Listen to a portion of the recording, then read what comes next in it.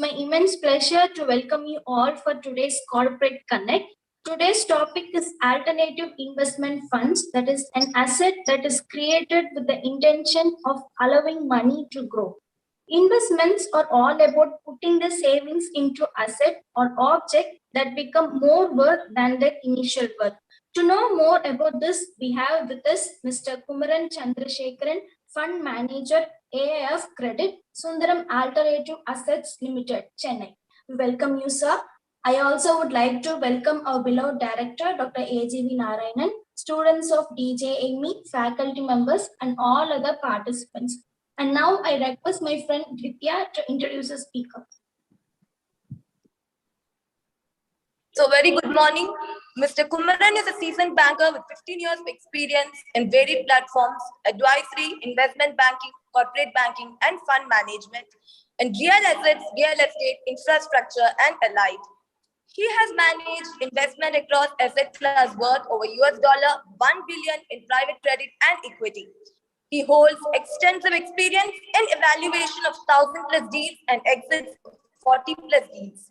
He has handled exits worth over $400 million in private credit across asset class, generating yields of 16 to 18%.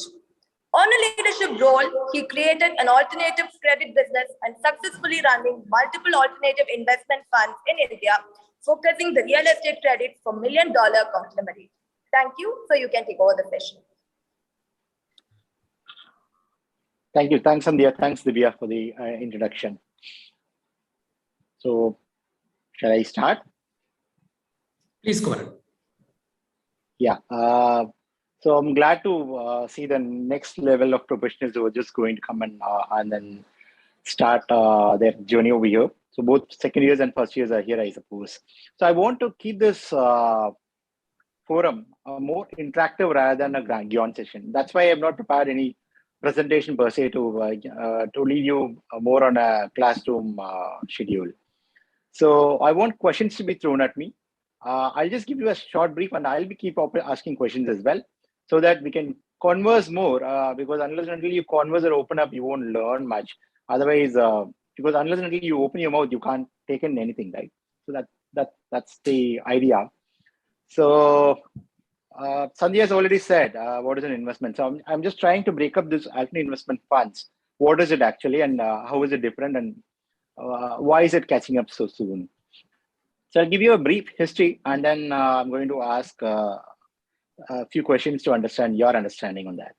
See, alternate investment fund has been in practice only since last decade. That's from 2012, the legislation has been passed and the regulation has been framed and slowly it's been moving. That's the alternate investment fund. It's a different set of vehicle, more like banks, NBFCs. There's another called alternate investment funds through which you can invest. Okay, so this is the overall regulatory body through which you invest and then manage the investments and then get the returns. So what do you think of investments? What do you mean by investments? Sandhya has answered a question in a bit, but I want to understand more of your understanding. What do you mean by investments? Anyone can answer. So unless you answer, I'm not going to continue. You have become a teacher now, Kumaran. No, I want to be more interactive rather than just... True. Yeah. So something which we save for the future. Or... Okay, so let me give you a tip. So what do you invest? Do you invest only money? Like it can be. What do you mean by? Yeah, it can be money or some kind of assets like land or gold, materials. No, the assets are different. So invest is investment is an asset. Asset is it's a mode which is carrying that investment. So investment always has a value. So you're valuing it and then investing in something, correct? So, and you're not investing just money here. You can invest time as well. You were invested your 2 years time here in MBA course to become a management professional, right? It's not just the money. So what does it get you? This investment of money or time or effort? Better results, like it's enriching myself and my resources, my skills, Okay, etc. let's be very blunt, and then let me ask you a blunt question. What are you expecting out of this MBA? Let's keep apart all the polished words which we have learned, how the management or MBA professionals will have to be. So let's see, what are you expecting out of this 2-year MBA course? Why did you join? I want to So become why a are you investing time? better person, like to enrich myself and to become a better person, like who can judge and do stuffs. Why did you Management become a stuff. social worker then? No, sir, like managerial stuffs. I can handle something which. So you think the course will get you there?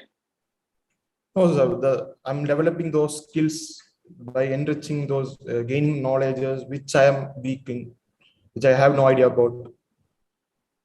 Sorry, I didn't catch your name, buddy. Sir, I didn't catch your name. my name is Rajat.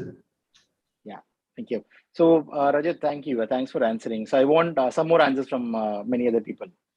So, what are you expecting? Why are you investing your time, money, efforts here? To be a better person and more precise. Because you'll start getting along with people and you will develop on your interpersonal skills.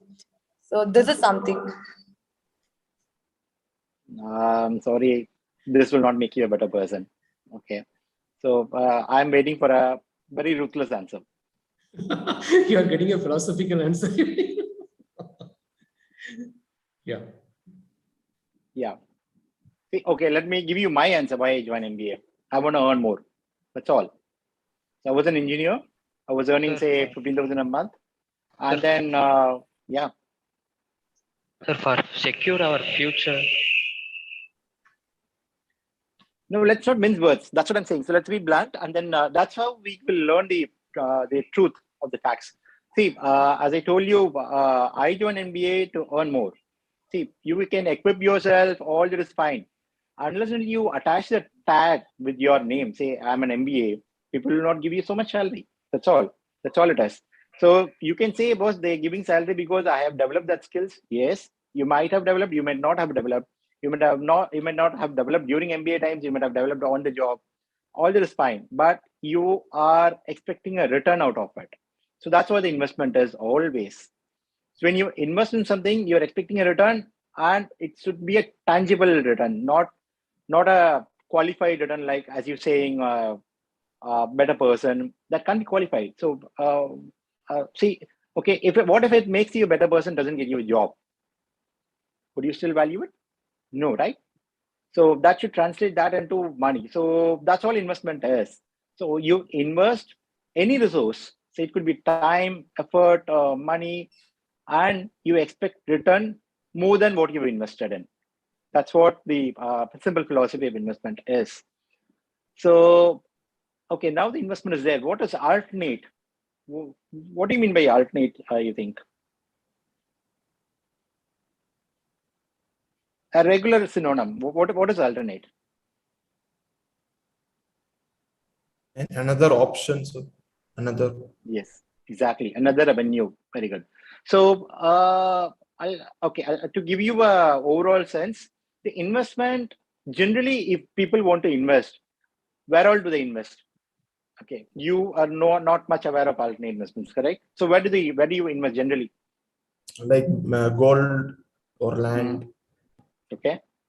Then some like savings accounts with higher interest. Okay. Yes, sir. So how about equity market, stocks, bonds? Yes, sir, we can still do it, but most of them won't be the. I personally choose mutual funds as. Okay. So these are all the traditional routes of investments: bonds, stocks, and cash. As you said, you can keep it as a saving interest or a FD interest, all per se. So there were not much available modes for investing. See, it's again agreed. As I told you, people wanted to earn more. So if you invest in FD, you can only get so much. If you invest in stocks, you can get more than say 20% also within a month. But you're not sure of the returns, you're not sure of the timings, the market move anywhere, and you don't have any control. It's more of a gamble. So that's the downside over there. Though there is a return which is possible. Bonds, not much riskier, but of course, you will get a little higher return than your FDs, but not equal in return to your equities. So people wanted some other avenue to try and see what if I can get more than bonds, and try to have both flavor of, say, FD risk nature and equity in the profit nature. That's why this came in, because people wanted an alternate mode for investing rather than an existing mode to reap better returns and higher returns. That's all it is. So that's how this is formed. And this is alternate is whatever doesn't fit into black and white is gray. That's all it is. Alternate is a gray. So either equity or bonds or banks, whatever, wherever the mode is not fitting in, that's fitting into alternate mode, one. And number two, what is it doing? Where is it investing in? See, generally, predominant of investments are in terms of lending or credit products, be it banks. What does it banks do? Even if you invest with banks in place of FD, banks just give it as loans to others, get interest, pay your FD, and then make some profits and go on. That's the bank's business, anyways. So that's how it happens. So the general overall credit market in India is predominantly, it's somewhere close more than 100 lakh crores. This is the general credit market, which is again growing at a pace of at least 5% every year. That means there's so much money being wanted in terms of investments. See, you are investing because you have money, but people who are wanting investments, so they want money for some reason, for growth, either to do a business or to manage an asset, or to utilize your resource and then give you the profit back after the asset performs or the other resource performs. Say, for example, just like you want to build a mall, and then say once the shops are occupied, you're getting the rents and you're giving it back. It's more of that sort. So alternate investment is only 5% of the overall 100 lakh crore market, which is there in the market in India. So that's catching up quickly because, one, it's an alternate source because it's not conventional method. And number two, people are seeing the track record and history of this alternate investment fund performances, and they want to try something more. See, you won't believe, maybe in a few years down the line, crypto will become an alternate investment mode. It'll come under AF. Already some of the AFs are doing the crypto and decentralized finances, which is your blockchain and then your other aspects. So whatever is not fitting into the traditional route always fits into the alternate investment, and you are adopting an alternate investment to ensure that you're getting a higher returns at a considerably lower risk than the equity markets.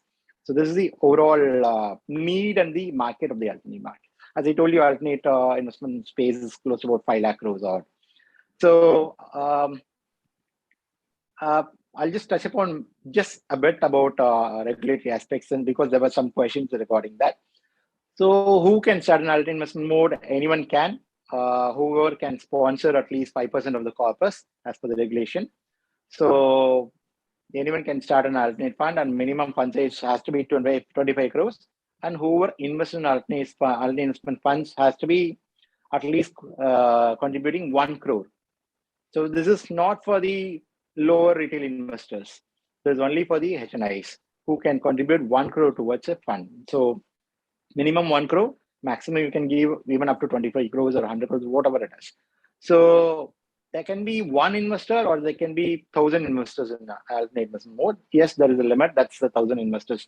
More than 1,000 investors, you can't manage a fund because it will be more like a fish market. Then everyone will keep asking you questions. You won't be able to manage money. So what does a fund manager like me do is we collect monies from these investors.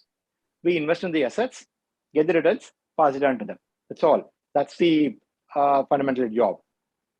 So how do you assess whether that asset gives you so much returns or not?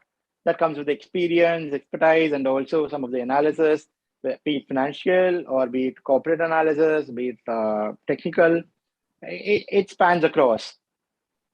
But one thing is clear, while say alternate investment fund, again, the license or the approval is being given by the SEBI. So AIF is not being governed by RBI, whereas banks, NBFCs are being governed by RBI. So just because it's 1 crore and it is also a smaller market and it is an unconventional method of investing, SEBI wanted this to be a privately placed fund. So it can't be public cannot see as a public, you cannot deposit. It's not a public deposit taking NBFC or a bank or anything. It can't play with public monies. It can only play with an informed investor, more like your mutual fund. You're investing in mutual fund and then people are taking that money and investing in the stocks, right? It's more of that sort. So that's what it is. So alternate investment funds, again, has been split into 3 categories as per the regulation, category 1, 2, and 3, where Cat 2 forms a predominant investments, which has been in the AF also from 2012 to now. Close to about 70% investments is being made in Cat 2. So these categories have been made to categorize them based on the purpose or the sector it concentrates. So Cat 1 concentrates on the social sectors. It could be SME, it could be infra, it could be even startups. So that's the Cat 1 is categorized as. So if you get approval if you apply as a Cat 1 AF with SEBI and then get the approval, you can only invest in those spaces. So Cat 2 is you can invest in any other asset classes, say real estate or infrastructure, any asset classes with a set policy, and then that's Cat 2. And as of now, Cat 2, the predominant 70, to give you a number, 70% of the overall AF industry is Cat 2, and 70% of Cat 2 is real estate. So that's the overall aspect. And Cat 3 is your hedge funds, technically, which does the traditional investments, but with the unconventional policies and tactics. That's the hedge fund does. It deals with the public market, be it bonds or stocks or separate secondary trades of the derivatives, whatever it is. It deals in the public markets, Cat 3. But Cat 1 and Cat 2 doesn't. It has to deal with the private markets. It cannot deal with the public listed markets or the public markets per se.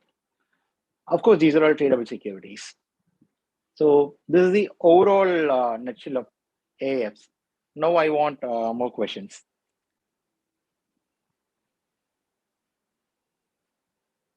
Yes.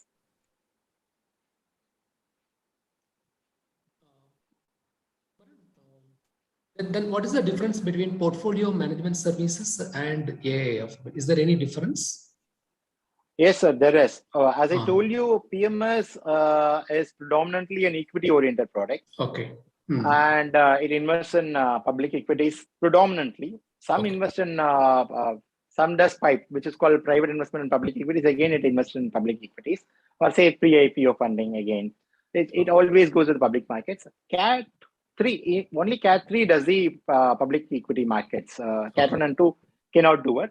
But Cat 3 is more or less synonymous to PMS. Yes, PMS, the minimum investment size is 25 lakhs, which has been increased to 50 lakhs per person. Okay. This is, say, 1 crore or so. This can be a close-ended or open-ended, but PMS can't be. PMS is close-ended, open-ended. So you can invest anytime and you can redeem it anytime, more like your mutual funds. Okay. Okay. So that's what the bigger difference is. Apart from that, there is not much of difference in terms of public equity or Cat 3. Yeah. It also sounds like a mutual fund, but for the fact that it is meant only for HNIs. Am I right? In Cat 3, yes, sir. But as I told you, Cat 3, the category 3 AFs are very, very smaller in size. The larger size is private markets. So it doesn't deal in public markets at all, public equities at all. So they invest in the companies directly, whichever, say, for example, even in going to say Shakti Group, or say, though they are publicly listed, Shakti or Lakshmi Mills or whoever it is, though they are publicly listed, they invest directly into their ventures and some of the investments directly into the projects and then get the returns and come back. So it doesn't have anything to do with the public markets or the nature of the investments, the nature of the deal structure or deal may not be privy to the public markets. Okay. How this market has been growing, Kumaran? You said it has become so popular in the last 8 or 10 years. So how has it been growing? As I told you, sir, see, earlier there were not much of Cat 1 or Cat 3. It was predominantly Cat 2 AS, which is again focusing most on real estate. Now with the venture of startups, people have started growing it. And see, okay, to give you an idea, 2014, the industry was 1 lakh crore. Oh, okay. Now it is 5 lakh crore. Right. Uh-huh. So that's how the growth is. It's a CAGR of at least 20% a year. Okay. Okay. So that's how it's been growing, and the growth will be more because if you see the other markets, the AF is, if you even correlate, see US or China or other developed markets, the Alternate Investment Fund industry is at least 10% of the overall equity markets. Okay.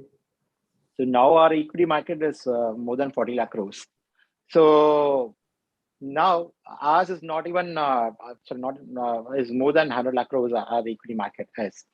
So ours is not even that, not even 4% or not even 2% in India. So there's a large scope for increase, and with the development of economy and India's story, I think the growth is going to be faster than the industry itself. So this is going to be a real alternate mode, because what's happening is on the regulatory end, the NBFCs are now losing their arbitrage advantages. So NBFCs are becoming more banks. So there's no one else who are able, and banks are not interested in taking any risky investments. Right. Let me put it this way: risky investments in the sense, a nation-building investments, whichever can increase the economy. Because unless and until you take risk, there's no growth or there's no profit. Yeah. So banks doesn't do that. NBFC is not allowed to do that, and that's why there's emergence. I think there's a very bright future for this space. Good. Good. Yeah. Students? Yes, students, you can raise your hand. Yeah, please. Can you hear me, sir? Yes, yes, ma'am. Yeah. Yes, madam, we can hear you. Please go ahead. Yeah. Hello, sir. How are you doing? I'm good, Deepa. How are you? Yeah, I'm good. So my question is with regard to you were talking about the unconventional nature of these funds, right? Yes. So when you have unconventional, investment in unconventional funds, there is a contradiction which you will always have to encounter, that liquidity will be very low. So how do you manage this illiquidity, or is this illiquidity itself a plus point to you? You'll be able to diversify better. How is it that you manage this? Still able to give you, they chase higher returns. You are illiquid, yes, but still you chase higher returns. Now, how is this, yes, getting done? I would like to hear from you. Yeah. Sure. Okay, let me ask you one, I would say, a general example. So you get milk, right? Cow's milk. So when do you get, how long do you wait for it to turn it to butter? 6 hours. How long do you want to wait it for it to become ghee? Another half an hour. So what is the cost of ghee? Price of ghee? Yeah, at a higher price, yes, when compared to butter, yes. Correct. So yes, the more you deal with the same asset for a longer time, the more you get the returns. So that's the objective of alternate investment. That's why it is more close-ended. That's why it's wanting the 1 crore investments. That's why the investors who are investing 1 crore are prepared to part with this money, who has enough surplus, who is not depending on this. So hence he's not worried about liquidity, he's only worried about returns. So he says, boss, keep it for 5 years, but I need this much return. I need, say, 1.5 times of the returns, or say 20% IRR every year. I want this.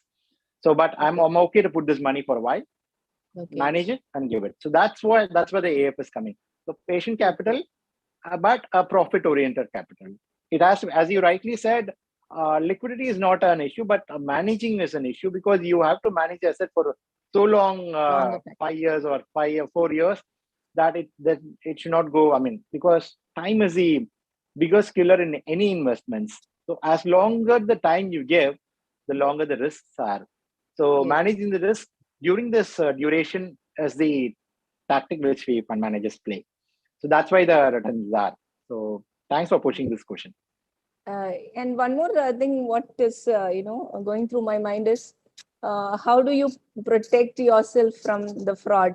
Even when you have a very regulated market, lots of frauds we read on a daily basis. Now, are you not getting worried about that, or are they just? How do they see it? Looking at Okay, the so this kind is of from the fraud from the perspective of investors you're asking, or from the fund managers? So from the investors' point of view. So okay, so investors, how do you think? I mean, okay, see, mismanagement of funds, that's the only fraud. That's how you put it financially. So as you always see in all the mutual fund ads, it's subject to market risk. There's Yes. always risk, and people, whether read it or understand it, they just sign off on it.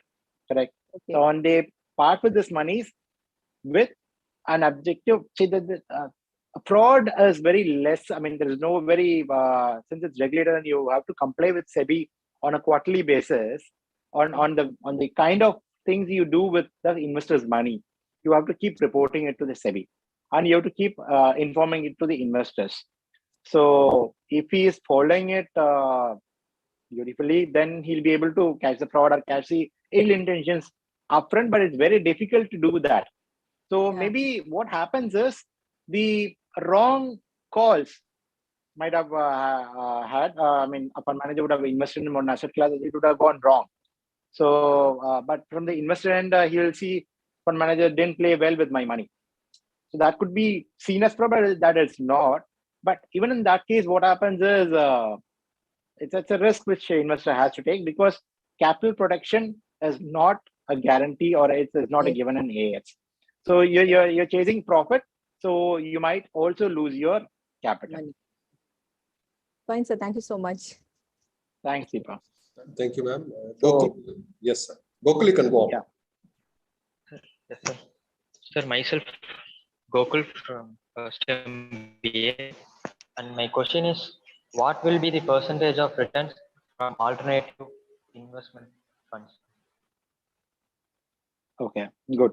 So Gokul, generally, as I told you, the bonds give you a returns of say sub 10 or 11% max, and your FDs give say 6%. Now it's even going down, and your equities, the overall, if you see the weighted average returns annually over the last 5 years or last 6-7 years, it's somewhere close to about around mid-teens, say 13 to 15s, or say even 16s, not beyond that. If you just average it out. So this would be more equated to that. Your AF investment, as I told you, it'll be either bonds or equity. It will be in the middle of that. So it could be either from 12 or 14% to 18% IRR. So that's the investment range. That's where it plays. Okay, sir. Thank you, sir. Thanks, Google. Yes, Sindhura. Yes. Yes. Good morning, sir. Sir, Yes. for brokerage houses, who are the target audience for these alternate investment funds? Sindhura, you mean brokerage houses in the sense? Can Sir, you please elaborate? Sir, in case of, usually there will be brokers through which we'll be trading. People will be take help on trading. Okay. Whereas in terms of alternate investment funds, how does this work, sir? Okay, very good. So, see, as I told you, these are all the investors who are contributing at least 1 crore for every investment. That means these guys are well versed either with the financial world, or they have already invested across the asset classes and they have experiences. One, so they don't need to go through their brokers. One, they have their own consultants, or I would say wealth managers or distributors. So who manage their money. Say, for example, if I have 10 crores and I say, suppose I need to invest 1 crore in AF, I'll tell my distributor and advisor to find out 1 crore AF, find out a good AF where I can invest in. So he'll just, these are AFs which are thrown to the investors in the private markets. We would have pitched to all the institutions or investor communities. But of course, the fundraising may not be a public mode. It's only private mode. That's all it is. So these guys would be aware what are the funds available in the market, who is raising what funds, and whose performance is what. They bring it to their own investors and consult and then invest in.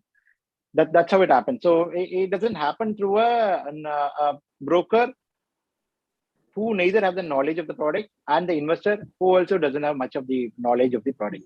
So now, see, broker comes in only when he doesn't talk about the asset. He only talk about the profits or returns. That's possible in equities, but not in these cases. Sir, one So more there'll be question. specialists. Yeah. Sir, how these alternate investment funds work with inflation? Okay. There was some question on inflation per se. So I would touch upon my understanding of inflation and overall.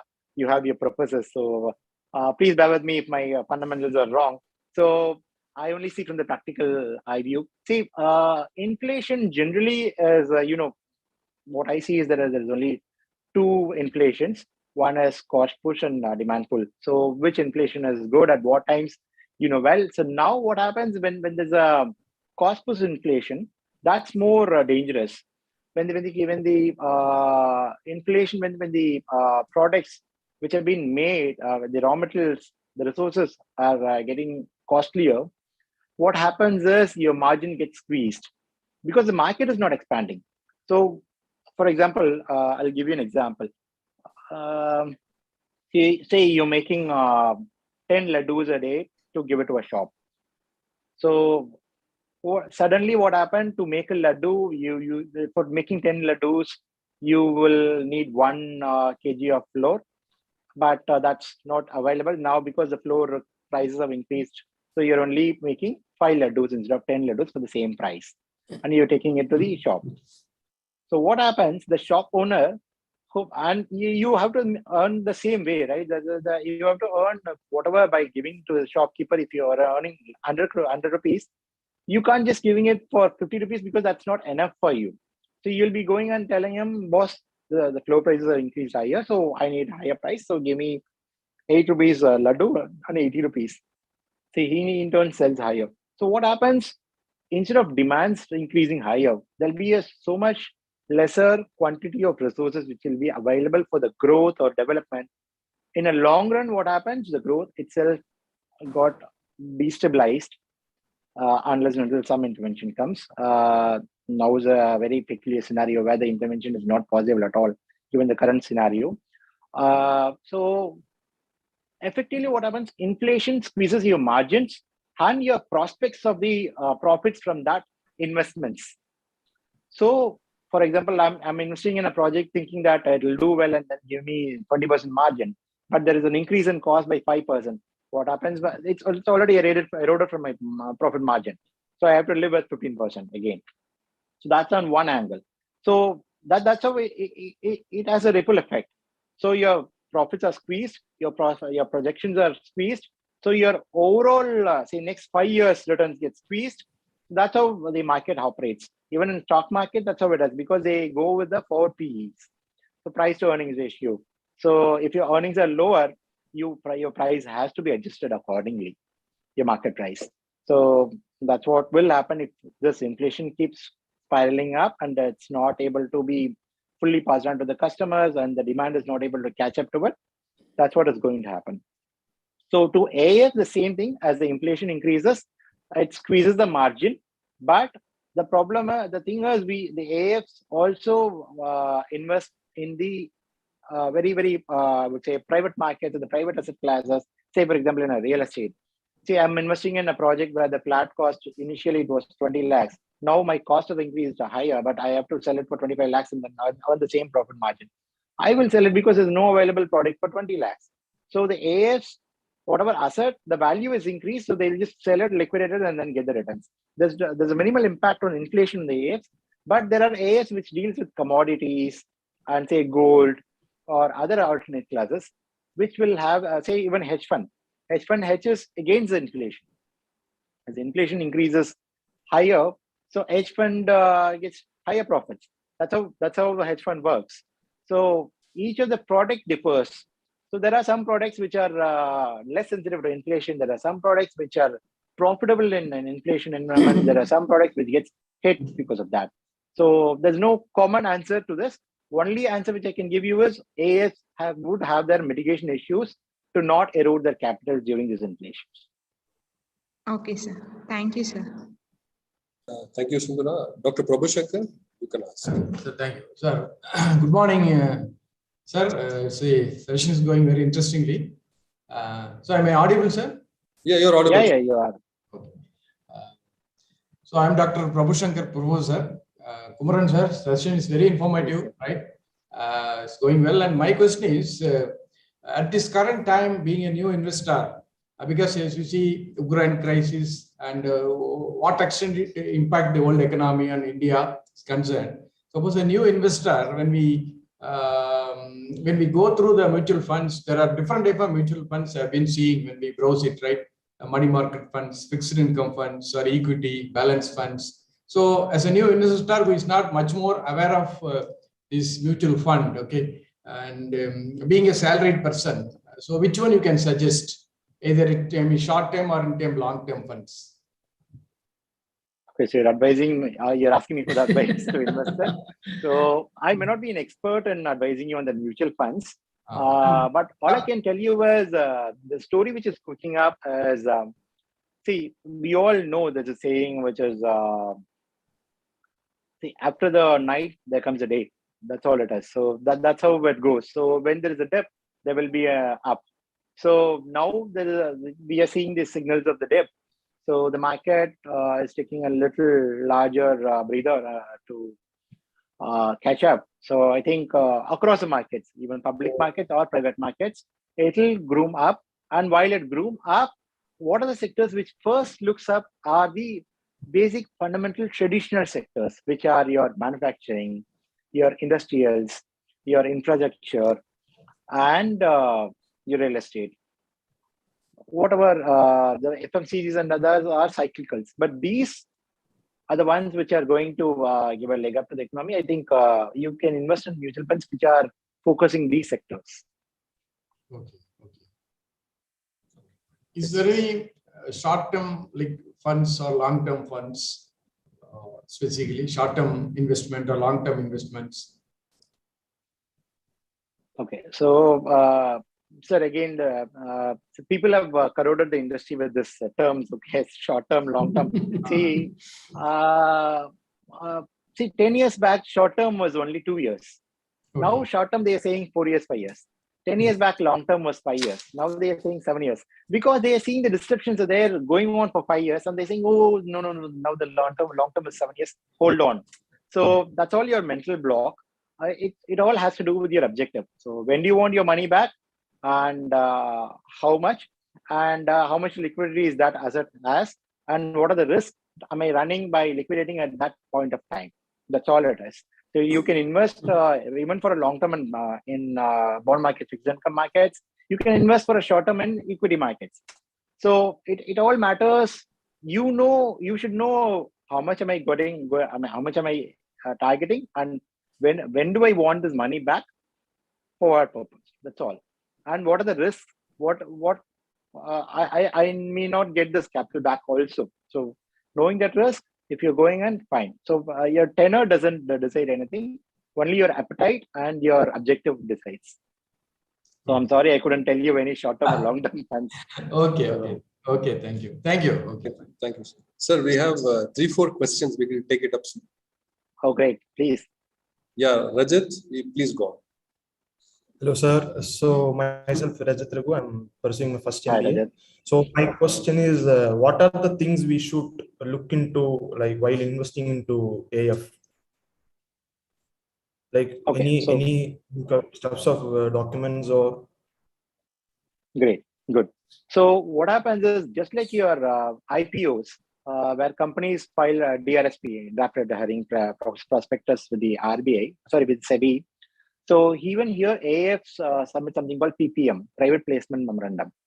Okay, that has all the details of what is going to be the target of the funds, in terms of sector, in terms of policy, what's the investment policy going to be, who are the managers going to be, and how the investment committee is framed, and how are they going to manage the process, the entire investment process, asset management and exit, and what are the target they are having.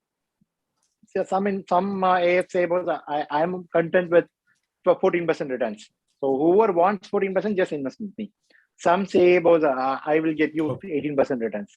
So how am I getting 18% returns, and where am I investing? What is my policy? So the disclosing everything and seeing all these things and studying and then fitting into your objective. And as I told you, most of the AFs are close-ended. So whenever you're investing, you should go in with an objective.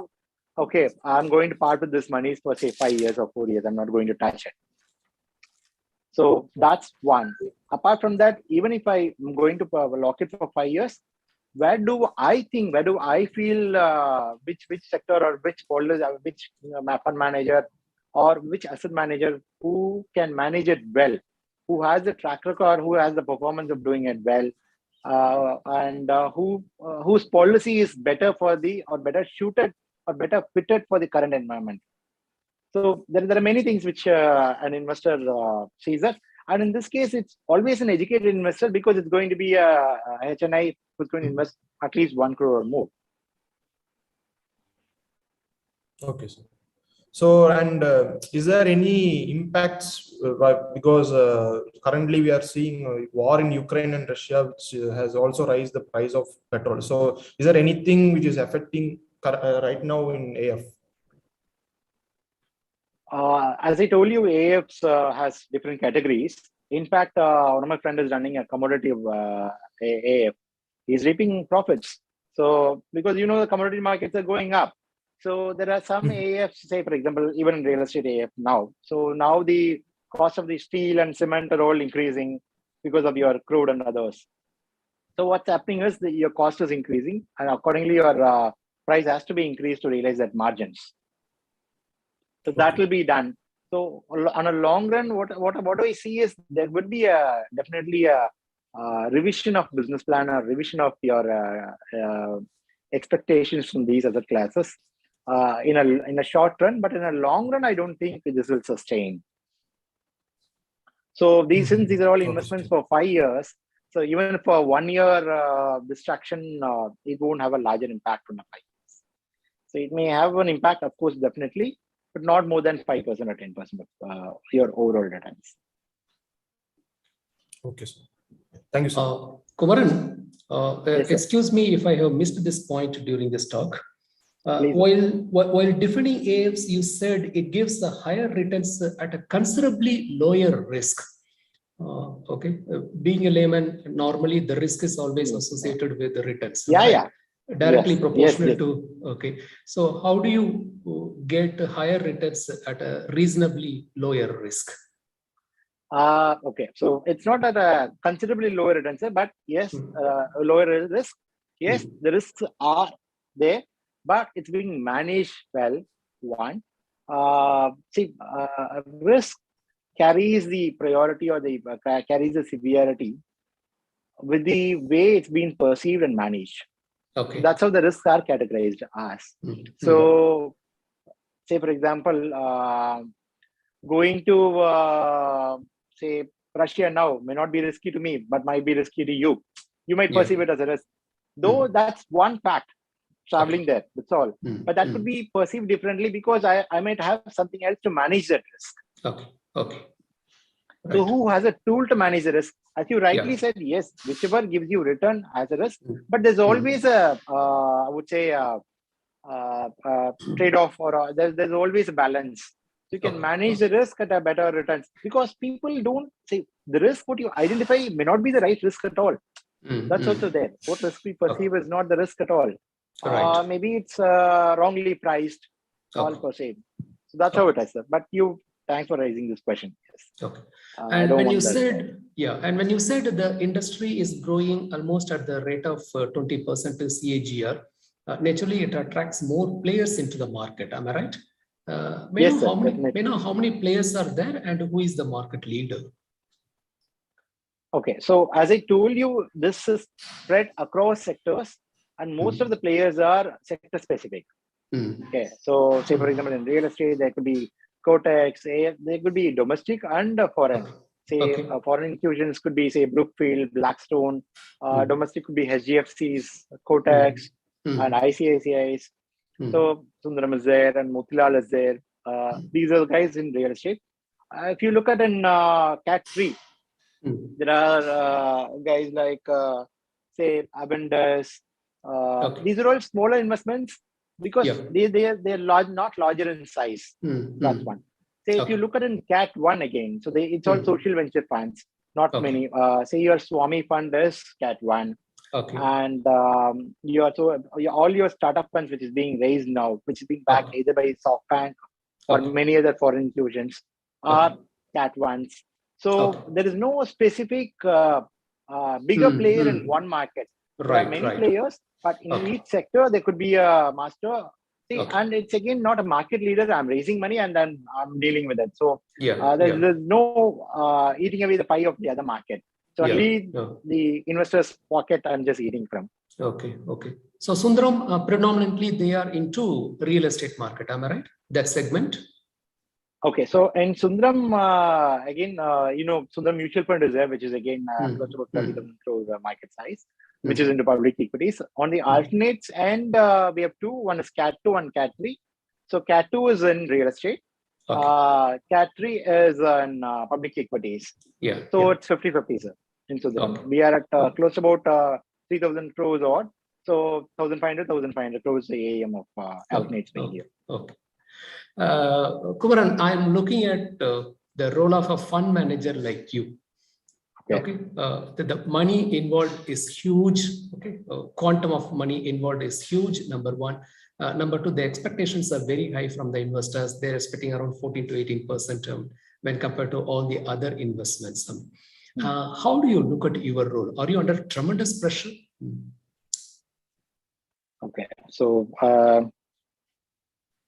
let me give you a different answer, sir. So see, pressure is in whichever job, if you don't like or if you are not able to perform, pressure comes in.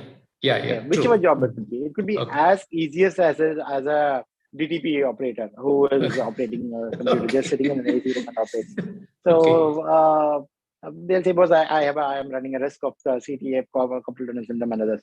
So that is there. Apart from that, but that's not the I would say key concern of the job. The key concern of the job is, in fact, in many other jobs, you need to satisfy only one person, which is your boss or the organization or your job. But here it is not the case. You have to be very, very, I would say, balanced to internal because the fund house needs to make money through their fees and other aspects. And also they have their own policies aspects. And the investors who place the trust and then give the money to you, ensuring that you manage the trust, and then you have to keep sending them the signals that you're managing the trust well. And the next is investee companies where you invest in. That is how do these guys perform? See, unless and until I also place my trust and they have a mutual trust on me, the asset, they will not be able to work the asset in a way I want and then give the returns better. So you have to play more like a private equity guy, and even private equity is a Cat 2 fund, in fact. So you have to deal with a lot of people and then trust and then ensure the communication and the perception is same across the spectrum, though they are from different backgrounds. That's more important.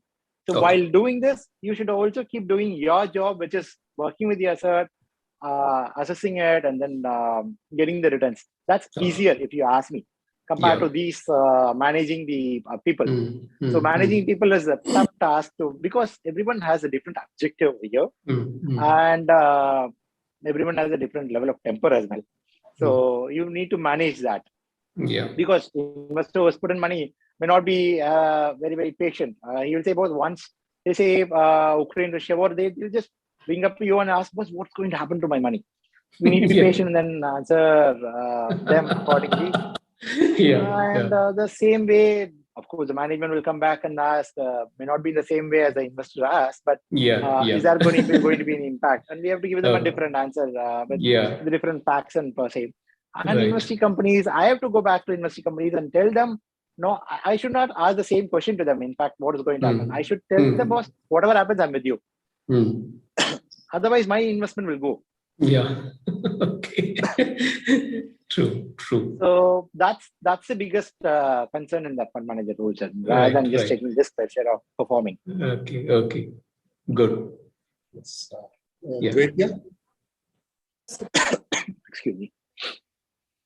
What is the enrollment charge that should be paid by an investor while investing in AIFs? There's no enrollment charge, Vithya. Okay. You're going to invest 1 crore, right? So you're just committing 1 crore of capital. That's all. So I'm going to give you a set of documents, and you're going to invest, and I'm going to invest back into the assets and give you the returns. There's no enrollment fee per se, but of course there'll be an application fee, but that will be nominal, say 1,000 rupees, or that depends. It could be anything, just to get the information docket.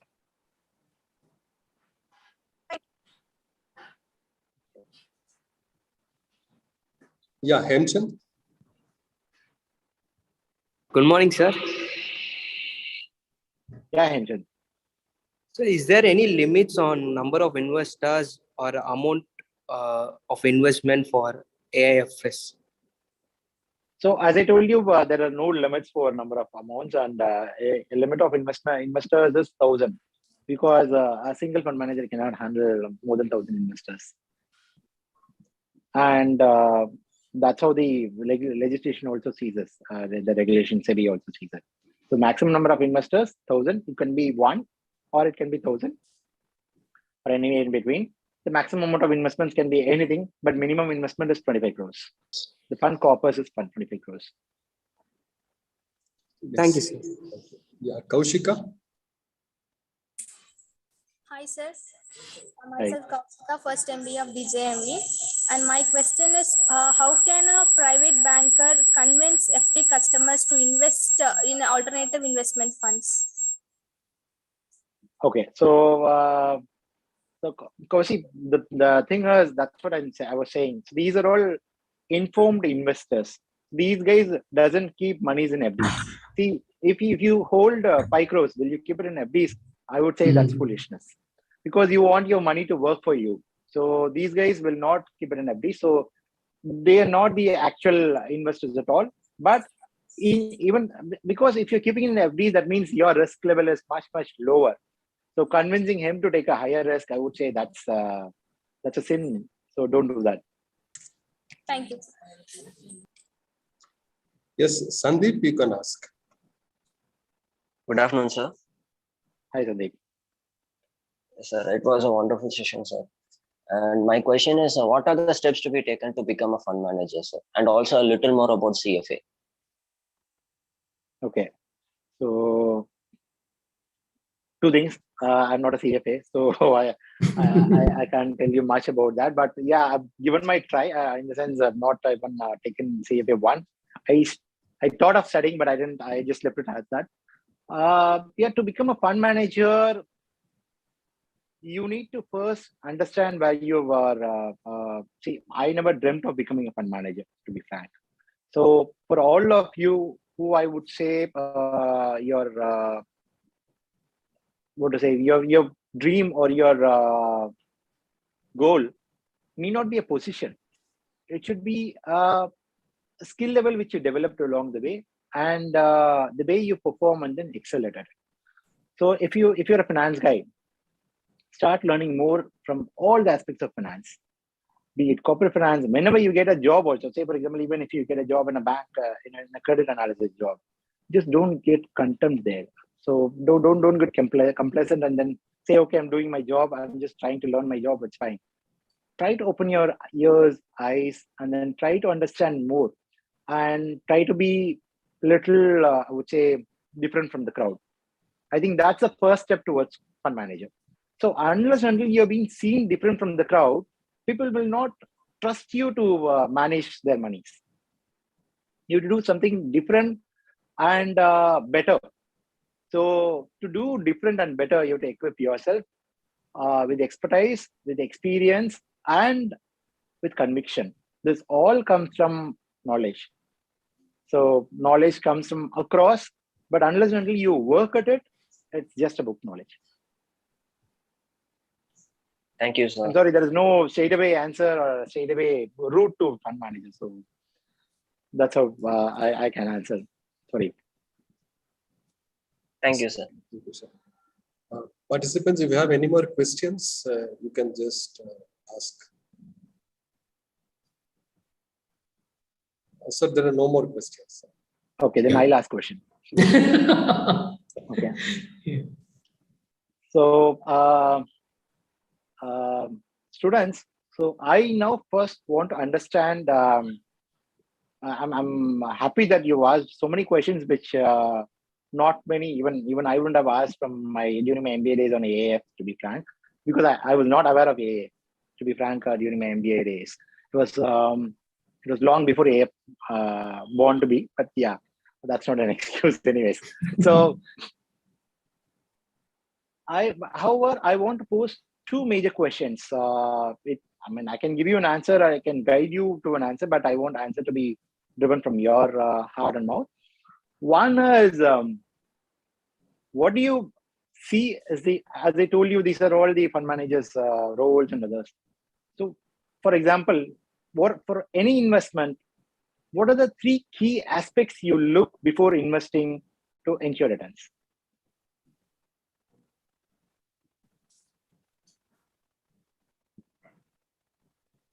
Open to all. So the risk involved, the growth, and that's it. I'm able to find. Okay, so the risk involved, how will you measure the risk? How do you identify the risk? The risk to what? Sir, about getting a loss, like whatever we have invested, which we won't be able to get it back, that I would consider as a risk. Because I don't want to, I am making an investment to make some money, not to let it go. So, how do you, you identify the risk. How do you measure the risk? Unless they are quantified, they will not be able to mitigate it. Give me an example of a risk. So I'll tell you how to quantify it, and then you're going to tell me how to mitigate it. Sir, that's fine. Any investment, just think of any investment. It's fine. It need not be so education investment as well. I mean, it can be anything. Investing in a petty shop, it can be anything. So investing into a startup. Okay. What is the risk you run there? So how the people will take it up, our product. So something like, will the consumers buy our product, and will there be good amount of sales as accepted by ourselves? So okay, so these are the risks. Your success of the product, you're saying whether the product is addressing the needs, whether there is enough demand or market for the product. Okay, so how do you address it or quantify it? You understood. Now you're seeing the risk. So how do you say there's a risk? So I don't know whether my product has a market. I don't know whether my product is addressing the needs generally. Even if it has a market, whether it's addressing the needs or no, I don't know. So these are the risks, fine. But how do you quantify it? So by pitching it to some niche market, like only few amount of internal marketing, something. So I can analyze that how much of people are willing to get it and identify. So this will be some amount of risk in future. Great, pilot study. So, but you're an investor. You're not going to do the pilot study. The one who is going to seek the investment is going to come with the pilot study and everything. So, if you're going to see the pilot study or a test case scenario, whichever is done, or a control case scenario, what are the results, what are the outcomes, and how is it going to go into? So that's what it does. So you measure the risk, see how the risks are measured, and how can it be mitigated. you've seen there is no addressable market. If there is no addressable market, that's all. Then there is no point of investing in there. Correct? Yes, So what risk can be mitigated in the same startup investment? sir, like the any failures, or like looking into the past of someone who have already invested, already has an existing product with similar to our product. Okay, competition. Yes. So we may analyze it by the past, like looking into the past similar to our situations.